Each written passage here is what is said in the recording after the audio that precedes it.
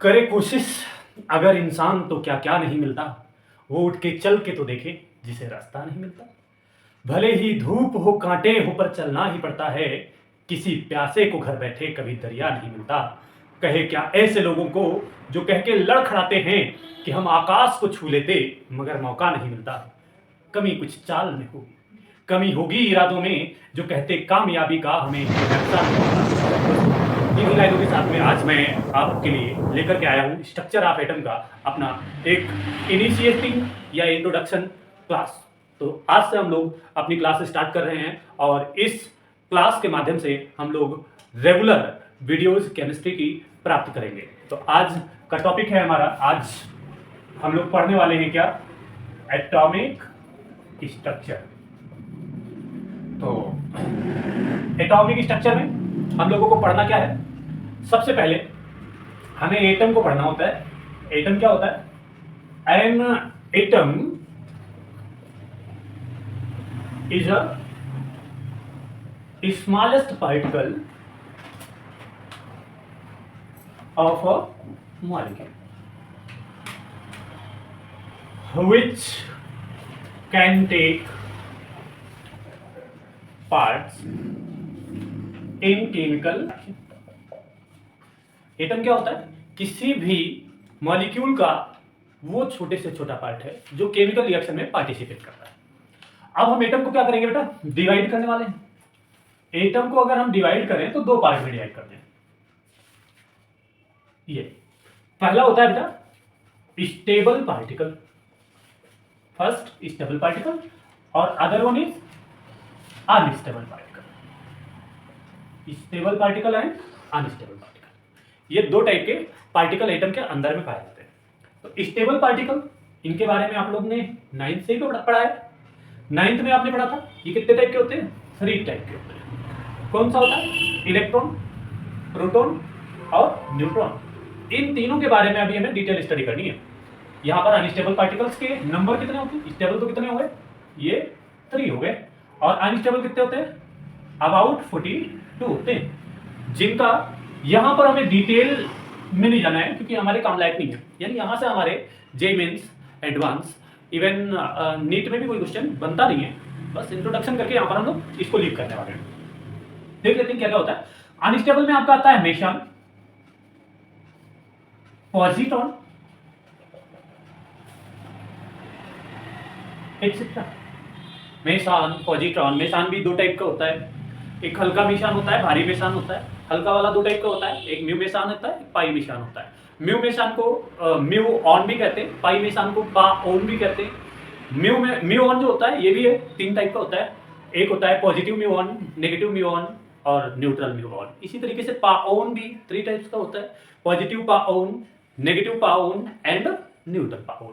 तो ये सारे मतलब डिविजन्स हैं, जिसमें आपका ड्यूटेरान भी आता है, फिर एंटी प्रोटॉन आता है, एंटी न्यूट्रिनो आता है, न्यूट्रिनो आता है। ये सारी चीजें हम लोग जो भी मिलती रहेंगी, जैसे एक चैप्टर मिलेगा आपको न्यूक्लियर केमिस्ट्री, न्यूक्लियर फिजिक्स में भी आप इन सब के बारे में थोड़ा थोड़ा इंट्रोडक्शन करेंगे। आखिर कैसे इलेक्ट्रॉन, प्रोटॉन और न्यूट्रॉन को हम लोग डिस्कवर किए थे, उनका क्या यूज है एटम के अंदर, ये सारी चीजें हम लोग यहाँ पर कवर करने वाले हैं। पहले हमारा कंसर्न है इनको जानना, इलेक्ट्रॉन, प्रोटॉन और न्यूट्रॉन के बारे में। तो आइए डिटेल स्टडी करते हैं इलेक्ट्रॉन, प्रोटॉन और न्यूट्रॉन के बारे में। बेसिक से इलेक्ट्रॉन की डिस्कवरी किसने की? इलेक्ट्रॉन की डिस्कवरी किसने की, हमारा कंसर्न है पहले ये जानना, इलेक्ट्रॉन की डिस्कवरी। फर्स्ट ऑफ ऑल हमने क्या किया, एटम को 2 पार्ट में डिवाइड किया, और इसमें पहला पार्टिकल था ये स्टेबल पार्टिकल, स्टेबल पार्टिकल, और अदर था unstable particle, unstable particle. Stable particle जो था वो हमारा कैसा था? 3 टाइप का था। एक था इलेक्ट्रॉन, दूसरा प्रोटॉन और तीसरा न्यूट्रॉन। इसके बारे में हमें डिटेल स्टडी करनी है। यहाँ पर इलेक्ट्रॉन को हम लोग और कुछ कैसे रिप्रेजेंट करेंगे, इस पूरा नाम, चलो इलेक्ट्रॉन, ये क्या था? प्रोटॉन, और ये न्यूट्रॉन। ये 3 टाइप के आपके स्टेबल पार्टिकल हैं। अब बात आती है इलेक्ट्रॉन को और कैसे रिप्रेजेंट करते हैं। इसको -1 ई से भी रिप्रेजेंट करते हैं। अच्छा, इसको हम कैसे रिप्रेजेंट करेंगे? 1H1 ऐसे भी रिप्रेजेंट करते हैं 1P1 और इस पर क्या होता है 1 यूनिट ऑफ पॉजिटिव चार्ज होता है। न्यूट्रॉन को हम लोग 0N1 ऐसे रिप्रेजेंट करते हैं। बात ये आएगी डिस्कवरी किसने की, ये देखिए डिस्कवर्ड बाय, किसने डिस्कवरी किया, इलेक्ट्रॉन की डिस्कवरी सर जे थॉमसन ने की थी। ये जे थॉमसन पूरा नाम पड़ेगा जोसेफ जॉन थॉमसन और इनके बेटे का नाम था फिलिप्स थॉमसन। दोनों को अपने जमाने में स्पेशल प्राइज मिला था। क्या प्राइज था वो भी बात करेंगे अभी। पहले बात कर लेते हैं इंट्रोडक्शन में इन तीनों के दोनों की बात करेंगे। प्रोटॉन की डिस्कवरी किसने की, गोल्डस्टीन ने की। किसने की, गोल्डस्टीन और रदरफोर्ड। अच्छा मैक्सिमम केस में रदरफोर्ड लिखे हुए मिलते हैं, बुक्स को अगर उठा करके देखोगे तो मैक्सिमम केस में आपको कौन मिलता है, रदरफोर्ड मिलते हैं, ये नहीं मिलते गोल्डस्टीन साहब। अच्छा ये गोल्डस्टीन जो है ये और रदरफोर्ड ये क्या एक ही आदमी है, तो डिस्कवर्ड बाय बोथ टू कैसे पॉसिबल है, इनके बारे में बात करते हैं। इससे पहले इनके डिस्कवरी की बात कर लेते हैं। इनकी डिस्कवरी किसने की थी, जेम्स चैडविक ने की थी, जेम्स चैडविक ने की। यहां पर बात करते हैं जे थॉमसन, गोल्डस्टीन और जेम्स चैडविक। अच्छा ये गोल्डस्टीन ये अलग आदमी है, ये रदरफोर्ड अलग आदमी है, ठीक है। जैसे कि एक आदमी के, बहुत लोग कहते हैं एक आदमी के दो नाम होते हैं, जैसे किसी का नाम पप्पू घर का नाम और फिर बाहरी नाम जो है इंटरनेशनल लेवल का आयुपैक नाम जो उसका कुछ भी पढ़ सकता है, ठीक है। तो वो यहां पर नहीं है, यहां पर गोल्डस्टीन अलग है और रदरफोर्ड अलग है। अब फिर बात आती है कि डिस्कवरी किसने की, तो डिस्कवरी भाई गोल्डस्टीन ने भी की थी और रदरफोर्ड ने भी की थी। अब एक सबएटॉमिक पार्टिकल और क्रेडिट दो लोग ले जा रहे हैं, तो कौन से सही, गोल्डस्टीन भी सही है रदरफोर्ड भी सही है। गोल्डस्टीन कैसे सही है, इन्होंने डिस्चार्ज ट्यूब में डिस्कवरी की थी, डिस्चार्ज ट्यूब में डिस्कवरी की थी, किसकी, बिल्कुल प्रोटॉन की डिस्कवरी डिस्चार्ज ट्यूब में किसने की थी, गोल्डस्टीन ने की थी। और रदरफोर्ड ने कहां पर, ये न्यूक्लियस के अंदर बताया था, न्यूक्लियस के अंदर में प्रोटॉन पाए जाते हैं, सेंटर में पाए जाते हैं। ये देखिए ऐसा कुछ स्ट्रक्चर आपको याद होगा, 9th क्लास में पढ़ा होगा। फिर ऐसा भी पढ़ा होगा, अंदर क्या होता है, प्रोटॉन और न्यूट्रॉन होता है और इसके बाहर क्या होती हैं, ये ढेर सारी सेल्स होती है ना। तो ये जो सेल्स होती है इनमें इलेक्ट्रॉन रिवॉल्व करते हैं ना, इसमें क्या रिवॉल्व करते हैं, इलेक्ट्रॉन रिवॉल्व करते हैं। और यहाँ पर प्रोटॉन और न्यूट्रॉन एकदम सेंटर में होते हैं, कहां पर होते हैं, सेंटर में होते हैं। तो ये जो प्रोटॉन और न्यूट्रॉन है ये इलेक्ट्रॉन है, यहां पर सेंटर में डिस्कवरी किसने की थी, ये डिस्कवरी की थी किसने, रदरफोर्ड ने की थी। किसने की थी, रदरफोर्ड ने। और गोल्डस्टीन ने डिस्चार्ज ट्यूब में, डिस्चार्ज ट्यूब की डिस्कवरी अभी हम लोग डिस्कस करने वाले हैं डिटेल में, ठीक है। यहां पर जेम्स चैडविक ने डिस्कवरी की न्यूट्रॉन की। अच्छा इन तीनों के बीच में भी आपस में कुछ रिलेशन था, वो भी जान लीजिए। पहला रिलेशन तो ये था कि ये गोल्डस्टीन के साथ में कोई रिलेशन नहीं था, रदरफोर्ड के बीच में था, ठीक है। जे थॉमसन जो थे ये टीचर थे किसके, रदरफोर्ड के, और रदरफोर्ड भी टीचर थे किसके, जेम्स चैडविक के। उल्टा बोल लो, जेम्स चैडविक स्टूडेंट थे रदरफोर्ड के और रदरफोर्ड जो स्टूडेंट थे वो जे थॉमसन के थे। और इन तीनों को अपने कार्य के लिए क्या मिला, नोबेल प्राइज से भी सम्मानित किया गया, समझ रहे हो, सम्मानित किया गया, अपमानित नहीं किया, बात करते हैं। इलेक्ट्रॉन प्रोटॉन न्यूट्रॉन के बारे में आप लोगों ने इतना सीखा। अब ये बात आएगी कि इलेक्ट्रॉन प्रोटॉन न्यूट्रॉन के बारे में और भी डिटेल में जाएं, थोड़ा सा चार्ज वार्ज देख लेते हैं, ठीक है, बता देते हैं। इलेक्ट्रॉन पर चार्ज कितना होता है ये तो हम जब तक पढ़ेंगे, चाहे फिजिक्स पढ़े या केमिस्ट्री, इस चार्ज का यूज तो हमारा होता ही रहेगा, ठीक है। अगर हमें जेई नीट क्वालिफाई करनी है या फिर इंजीनियर या डॉक्टर बनना है तो हमारे लिए जरूरी है कि हम इसके चार्ज को याद रखें। तो हमने क्या क्या पढ़ा, हमने स्टेबल पार्टिकल को पढ़ा है ना, क्या पढ़ा, स्टेबल पार्टिकल को पढ़ा। अच्छा स्टेबल पार्टिकल में हमने किसको पढ़ा, इलेक्ट्रॉन को पढ़ा, दूसरा प्रोटॉन को पढ़ा और तीसरा न्यूट्रॉन को पढ़ा। इनकी डिस्कवरी पढ़ ली किसने की, ठीक है। अब हमारा कंसर्न है यहां पर कि इसका पहले हम जान ले नाम किसने दिया, ठीक है, इसका नाम किसने दिया। तो नेम्ड बाई, सबसे पहले यहां पर ध्यान देते हैं, इलेक्ट्रॉन का नाम किसने दिया, स्टोनी ने दिया। किसने दिया, किसने दिया, बोलो, स्टोनी ने दिया, ठीक है। और दूसरा ये जो प्रोटॉन है, प्रोटॉन का प्रोटॉन नाम किसने दिया, बोलो, किसने नाम दिया इसको। देखिए गोल्डस्टीन ने जब खोजा था तो इसका नाम दिया था क्या, कैनालिस। क्या बोला था, कैनालिस। हाँ अब यहां पर ये जो है बेटा, ये जो प्रोटॉन है इसका जो डिस्कवरी किया था वो रदरफोर्ड ने न्यूक्लियस में किया था और इसका नाम प्रोटॉन रखा था। यानी प्रोटॉन का प्रोटॉन नाम किसने दिया, रदरफोर्ड फोर्ड ने, किसने दिया? रदरफोर्ड ने दिया। और न्यूट्रॉन को न्यूट्रॉन नाम किसने दिया? जेम्स चैडविक ने। किसने दिया? जेम्स चैडविक ने दिया। ठीक है, अब बात आएगी यहां पर चार्ज के बारे में। किसके बारे में? चार्ज के बारे में। ठीक है, तो इलेक्ट्रॉन पर चार्ज कितना होता है? यूनिट नेगेटिव चार्ज होता है। कैसा होता है? Unit negative charge. इसके ऊपर होता है यूनिट पॉजिटिव चार्ज। कैसा होता है? Unit positive. और इसके ऊपर कोई भी चार्ज नहीं होता है।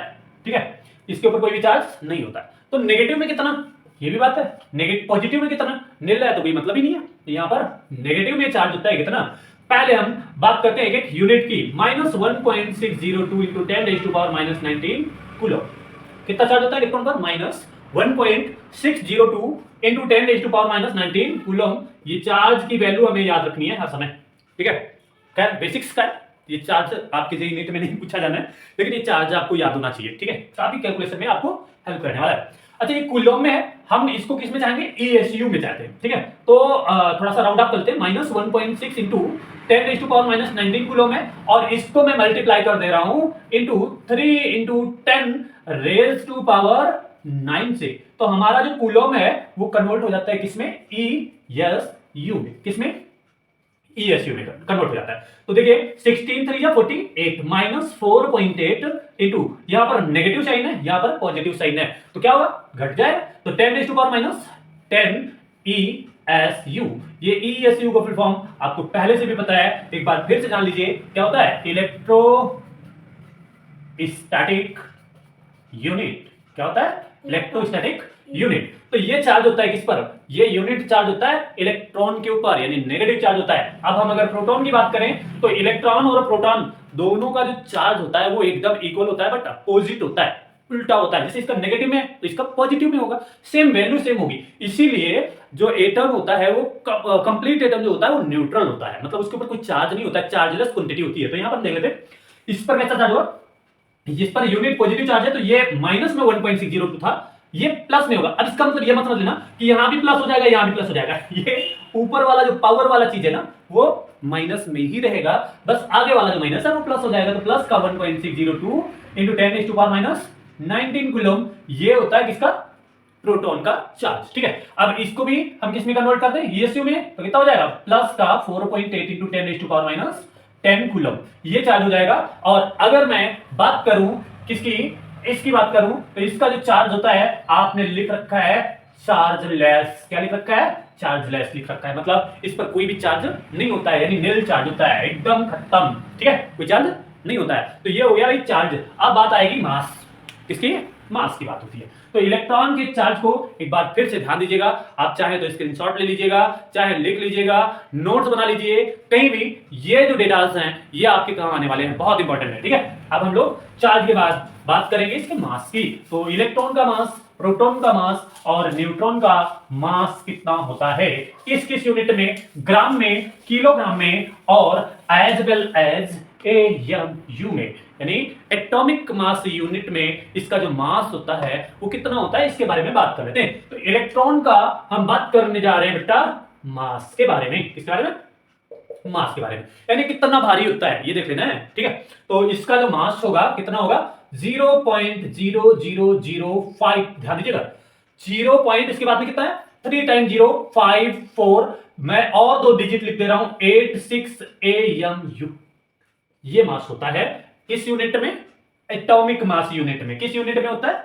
एटॉमिक मास यूनिट में होता है। तो इलेक्ट्रॉन का जो मास होता है बेटा वो कितना होता है? 0.3 टाइम 05486 एटॉमिक मास यूनिट। ठीक है, अब फिर ये AMU में हो गया, हमें इसको किसमें कन्वर्ट करना है? कन्वर्ट क्या, मैं डायरेक्ट ही लिख दे रहा हूं। ठीक है, किसमें? ये ग्राम में लिख दे रहा हूं। तो ग्राम में होता है 9.1 इंटू 10⁻⁻31। ये क्या होता है? किलोग्राम होता है। कितना होता है? किलोग्राम होता है। ठीक है, अच्छा किलोग्राम को ग्राम में भी कन्वर्ट किया जा सकता है, तो कैसे करेंगे? 9.1 इंटू 10⁻⁻31 इंटू किस, अगर ग्राम को किलोग्राम में कन्वर्ट करना है तो क्या करेंगे? 10⁻3 से मल्टीप्लाई, 10⁻3 से मल्टीप्लाई। तो साइन कैसा है? यहाँ पॉजिटिव है, यहाँ पर नेगेटिव है, तो घट जाएगा, ये हो जाएगा 9 पॉइंट इंटू 10⁻⁻31 है, और 3 आप क्या करोगे? यहाँ पर कम कर दोगे, ये हो जाएगा 28 ऑफ ग्राम।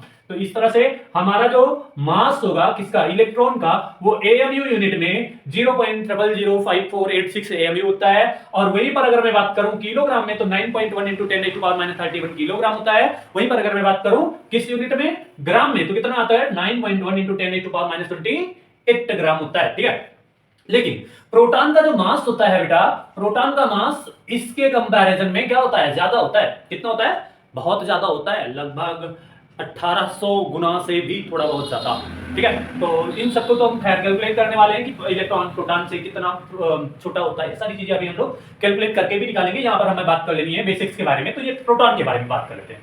तो इसका जो मास होता है वो एएमयू यूनिट में कितना होता है, देखिएगा, ये इसका जो मास है मैं लिख रहा हूं 1.0075 एएमयू, याद रखिएगा 1.0075 एएमयू ये मास होता है किसका, प्रोटॉन का होता है। किस यूनिट में, एटॉमिक मास यूनिट में होता है। वहीं पर अगर मैं बात करूं ग्राम में तो कितना होता है 1.66 इंटू 10⁻24 हाफ ग्राम, ये ग्राम में इसका क्या होता है, वेट होता है। अगर मैं इसी की बात करूं किसमें, किलोग्राम में बात करूं तो किलोग्राम में क्या करना पड़ेगा, हमें 10⁻³ से डिवाइड करना पड़ेगा। तो डिवाइड करेंगे तो 10⁻³ है, देखिएगा डिवाइड कर दिया मैंने, 10⁻³ से डिवाइड कर दिया, तो ये तो ग्राम में था। अब ये जो होगा वो डिवाइड करने के बाद में किसमें हो जाएगा, किलोग्राम में हो जाएगा। तो 10⁻³ को ऊपर ले जाओ तो ये हो जाएगा 1.66 इंटू 10⁻²⁴। ये नीचे प्लस में, ऊपर लेकर के जाओगे तो माइनस में हो जाएगा 10⁻³ तो ये हो जाएगा 1.66 इंटू 10⁻² और -3 इक्वल टू कितना, -27। आप क्या, किलोग्राम। तो ये मास हो जाएगा किसका, हो जाएगा ये मास हो जाएगा किसका, प्रोटॉन का हो जाएगा। किस यूनिट में, किलोग्राम में, ये ग्राम में, ये एटॉमिक मास यूनिट में ये हो जाएगा। फिर से एक बार याद कराते हैं। ठीक है, यहां पर मास इलेक्ट्रॉन का कितना 0.0003 टाइम्स ऑफ 05486 कितना एएम। ठीक है, 9.1 इंटू 10⁻² क्या, ग्राम, 9.1 इंटू 10⁻31 किलोग्राम। वहीं पर अगर मैं बात करूं प्रोटॉन की तो 1.0075 ऑफ एएमयू। वहीं पर अगर मैं बात करूं ग्राम में तो कितना 1.66 इंटू 10⁻, कितना 10⁻24 ग्राम। वहीं पर अगर मैं बात करूं किलोग्राम की तो 10⁻27 हो जाएगा इंटू 1.66 किलोग्राम। तो ये हो जाएगा हमारा मास ऑफ प्रोटॉन। अगर मैं बात करूं मास ऑफ न्यूट्रॉन के तो मास ऑफ न्यूट्रॉन जो होगा वो कितना होगा, ये न्यूट्रॉन का जो मास होता है वो कितना होगा 1.089 ऑफ एएमयू, ये हो जाएगा। यानी न्यूट्रॉन जो है अगर देखेंगे तो बहुत छोटा सा, मतलब ये प्रोटॉन से क्या होता है, लगभग थोड़ा सा क्या होता है, इसका जो वेट होता है वो ज्यादा होता है, लगभग बराबर ही बोल सकते हैं, क्योंकि डेसिमल में है तो बोल सकते हैं लगभग इक्वल ही होता है। लेकिन अगर डिफरेंस करना हो इन दोनों में तो हमारा न्यूट्रॉन जो होगा वो भारी होगा किससे, प्रोटॉन के कंपैरिजन में। ठीक है, फिर यहां पर अगर मैं बात करूं तो इसको मैं एएमयू को कन्वर्ट कर दूं किसमें, इसी में, तो 1.66 को 1.67 लिख सकता हूं, राउंड अप कर दिया मैंने, इंटू 10⁻24 ऑफ क्या, ग्राम। अगर मैं इसको भी राउंड अप करके लिखूं किसमें, ग्राम को किलोग्राम में कर दूं तो 1.67 इंटू 10⁻27 ऑफ किलोग्राम। तो ये हो जाएगा भाई क्या, मास हो जाएगा, किसका हो जाएगा, न्यूट्रॉन का हो जाएगा। तो हमने चार्ज के बारे में भी डिस्कस कर लिया, मास के बारे में भी डिस्कस कर लिया। अब हमारा कंसर्न है E/m रेशियो कैलकुलेट करना। ठीक है, कर लेते हैं इन दोनों का E/m रेशियो कैलकुलेट। ठीक है, इलेक्ट्रॉन, प्रोटॉन और न्यूट्रॉन का। अब न्यूट्रॉन का तो हमें कर नहीं पाएंगे हम, क्यों नहीं कर पाएंगे, क्योंकि इलेक्ट्रॉन का जो चार्ज होता है ना वो कितना होता है, हाँ बताओ कितना होता है, न्यूट्रॉन पर चार्ज होता ही नहीं है, 0 होता है, चार्जलेस क्वांटिटी है ना। तो हम क्या करेंगे, यहां पर इलेक्ट्रॉन लिखेंगे, यहां पर प्रोटॉन लिखेंगे, यहां पर क्या लिखेंगे, न्यूट्रॉन। ठीक है, तो इलेक्ट्रॉन पर चार्ज यानी इसके हमें क्या बात करनी है, इन तीनों के बारे में हमें बात करनी है, E/m रेशियो के बारे में बात करनी है। तो ये E/m रेशियो जो होगा, इलेक्ट्रॉन का क्या होता है, ये कांस्टेंट होता है, ये क्या होता है, कांस्टेंट होता है। ठीक है, प्रोटॉन का ये कांस्टेंट होगा, नहीं कांस्टेंट नहीं होगा, ये कांस्टेंट नहीं होता है। ठीक है, और यहां पर इसके बारे में हमें डिस्कस ही नहीं करना है। ठीक है, क्यों, क्योंकि चार्ज होता ही नहीं है, तो E/m आएगा नहीं, जो भी आएगा देख लेते हैं। यहां पर इलेक्ट्रॉन का जो होता है वो कांस्टेंट होता है, इलेक्ट्रॉन पर चार्ज जो है कितना 1.6 इंटू 10⁻⁻19 कूलम, और अपन मास आपने कितना लिखा है 9.1 इंटू 10⁻⁻, कितना अभी लिखा था, थोड़ा सा बैक करके भी चेक कर सकते हो, ये किसमें होता है, ग्राम में होता है। तो ये कूलम होता है, ये ग्राम होता है। अब इन दोनों को आप सॉल्व करोगे तो सॉल्व करने के बाद में आपका कितना आएगा 1.76 इंटू 10⁻, कितना आ जाएगा ये ऊपर जाएगा पॉजिटिव में हो जाएगा, तो ये हो जाएगा 8, ये ऊपर कूलम है पर ग्राम, ये आ जाएगा क्या, ये आ जाएगा E/m रेशियो किसका, इलेक्ट्रॉन का। ये E/m रेशियो आप किसका है, ये किसका है, इलेक्ट्रॉन का है, ठीक है। अगर मैं प्रोटॉन के बारे में बात करूं तो प्रोटॉन का कितना होगा 1.6 × 10⁻⁻19 कूलम अपॉन में 1.66 × 10⁻24 किलोग्राम। तो इसको अगर मैं सॉल्व करता हूं राउंड ऑफ करके तो कितना आएगा, लगभग 9.6 × 10⁻4 कूलम पर ग्राम आएगा। कैलकुलेट करके चेक कर लीजिएगा, ठीक है। तो ये हो जाएगा आपका कितना, ये आ जाएगा आपका, ठीक है, E/m रेशियो, ठीक है। तो इस तरह से हम लोगों ने ये सारी चीजें कैलकुलेट कर ली हैं। तो अब हमारा कंसर्न है कि हमारा और बेसिक्स क्या क्या है, इसके बारे में हम लोग अगली वीडियोज में डिस्कस करने वाले हैं। तब तक के लिए थैंक यू वेरी मच।